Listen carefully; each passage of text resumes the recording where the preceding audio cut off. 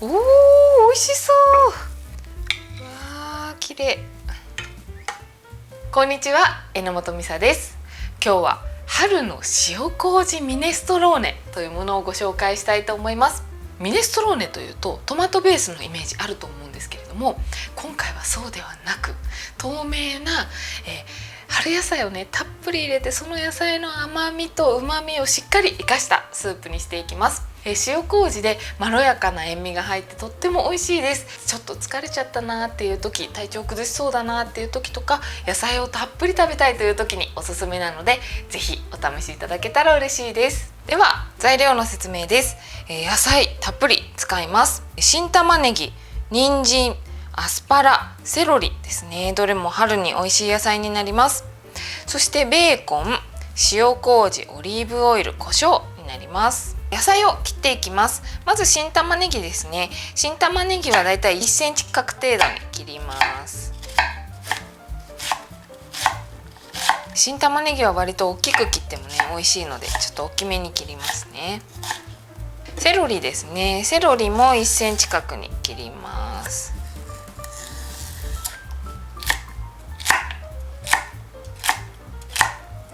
次、人参ですね。人参も1センチ角ぐらいに切ります。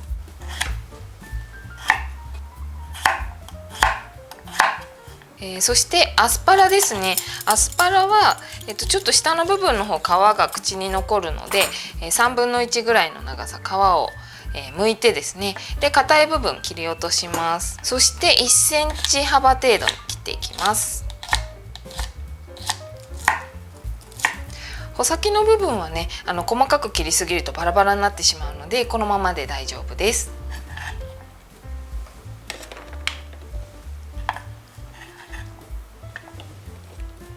そしてベーコンですね。ベーコンは1センチ幅に切ります。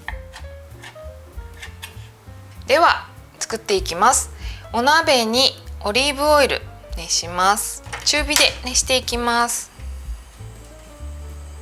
油が温まったら切った野菜とベーコン入れて炒めていきます。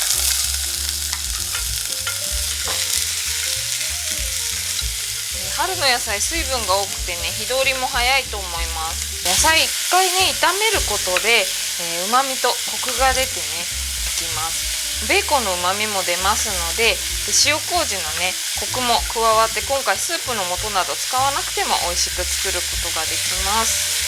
はい、野菜にね透明感が出てきました。アスパラの緑もね鮮やかになってきました。そしたらお水を入れていきます。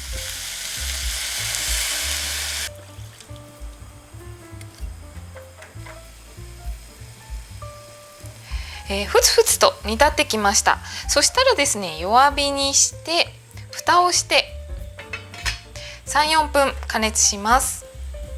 はい、時間になりました。おー、美味しそう。野菜のねいい香りがします。そしたら仕上げに塩麹を入れていきます。こちらで全体を混ぜれば出来上がりになります。器に盛り付けます。うわー、綺麗。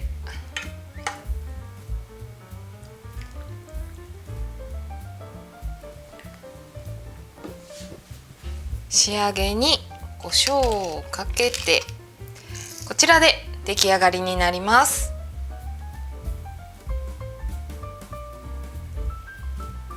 はい、では春の塩麹ミネストローネいただいてみたいと思います。いただきます。いい香り、美味しそう。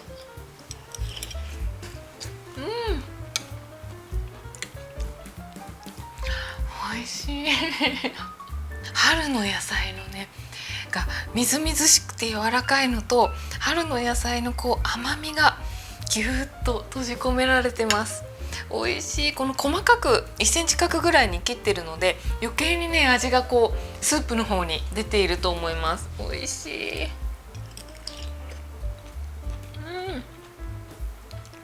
塩麹の力と最初にね炒めた力で、スープの素など使わなくても本当に美味しいスープになります。